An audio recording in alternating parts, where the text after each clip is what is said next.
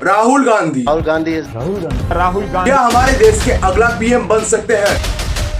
मोदी जी ने एक बार कहा था। कौन राहुल? राहुल ने सर जो ये अमीरी गरीबी की बात की। कौन राहुल? साला ऐसा कमबैक किया कि पूरे ऑपोजिशन की नींद उड़ा दिया।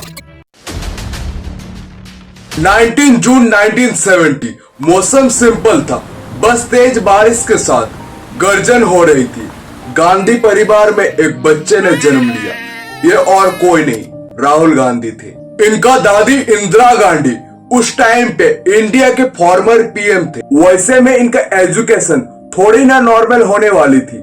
उस टाइम दिल्ली के सबसे अच्छे स्कूल सेंट कोलंबस से इन्होंने अपना प्राइमरी एजुकेशन पूरा किया। उसके बाद आगे की पढ़ाई देहरादून के दून स्कूल से किया।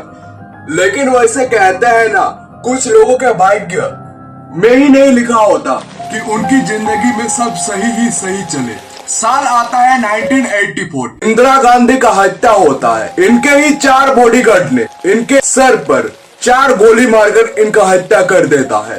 इस टाइम पर इनका लाइफ पूरी तरह चेंज हो जाता है, सब कुछ बिखर जाता है। सिक्योरिटी रीजंस की वजह से इनको आगे की पढ़ाई अपने घर से ही पूरा करना पड़ता है। 6 साल तक घर पर ही पढ़ाई किया और आगे की पढ़ाई के लिए इंडिया के बाहर हार्वर्ड यूनिवर्सिटी चले गए। बट इनको और एक झटका तब लगा जब 1991 में एक कॉल आता है, बेटा तुम्हारे पापा अब इस दुनिया में नहीं है, उनका हत्या कर दिया गया है। ये सुनकर मानो उनके पाँव में से जमीन ही हट गया। उसके बाद और सिक्योरिटी रीजंस की वजह से इनको इंडिया आना पड़ता है। बीच रास्ते में ही अपने ग्रेजुएशन को छोड़कर ये इंडिया वापस आ जाते हैं।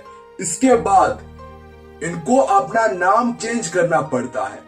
राहुल गांधी से इनका नाम राहुल विंसी हो जाता है और फ्लोरिडा के कैम्ब्रिज यूनिवर्सिटी से इंटरनेशनल रिलेशन से इन्होंने अपना ग्रेजुएशन कंप्लीट किया। इतना सब हत्या मर्डर देख के वो पॉलिटिक्स से ऊब चुके थे और उन्होंने कसम खाया था कि मैं जिंदगी में कभी भी पॉलिटिक्स ज्वाइन नहीं करूंगा।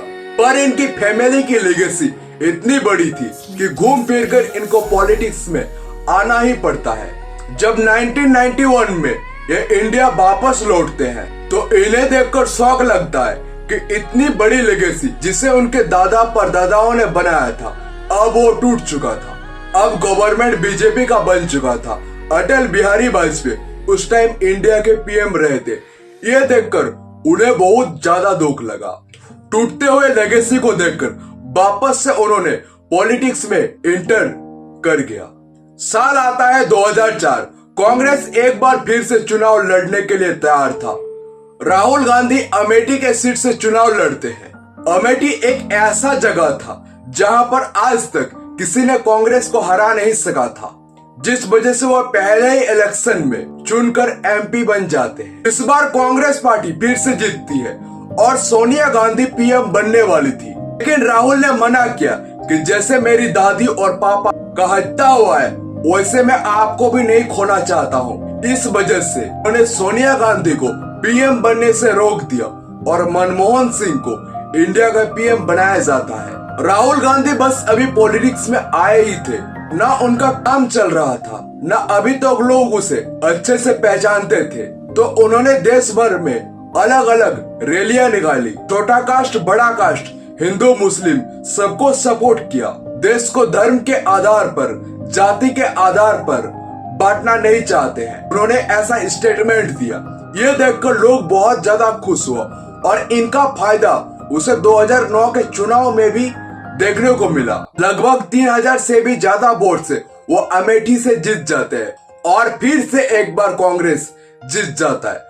मनमोहन सिंह को वापस से इंडिया का पीएम बनाया जाता है। तब तक लोग कह भी रहे थे कि राहुल गांधी अपने लेगेसी को अच्छी तरह मेंटेन कर रहे हैं। आपको लग रहा है कहानी में अभी तक तो सब सही ही चल रहा, लेकिन किस्मत को कहाँ मंजूर था कि सब कुछ सही ही सही चले। साल आता है 2014। इंडिया के लोगों के सामने एक चेहरा नया उभर कर आता है, नरेंद्र मोदी। एक अलग सपना, एक अलग उम्मीद लोगों के अंदर जागता है।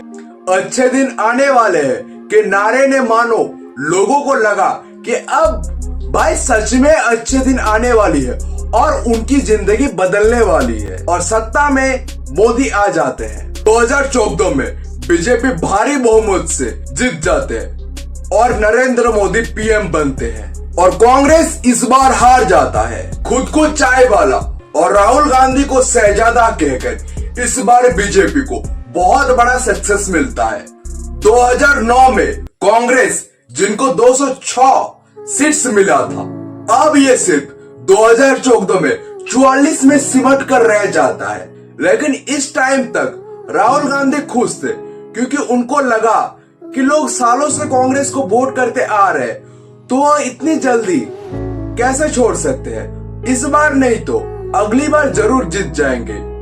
लेकिन उनको कहाँ पता था कि उनकी खुशी कब दुख में बदल जाने वाली है और धीरे धीरे पार्टी को खत्म कर देने वाली है। और ऐसा दिन आने वाला है कि इनका कमबैक करना लगभग इम्पॉसिबल होने वाला है।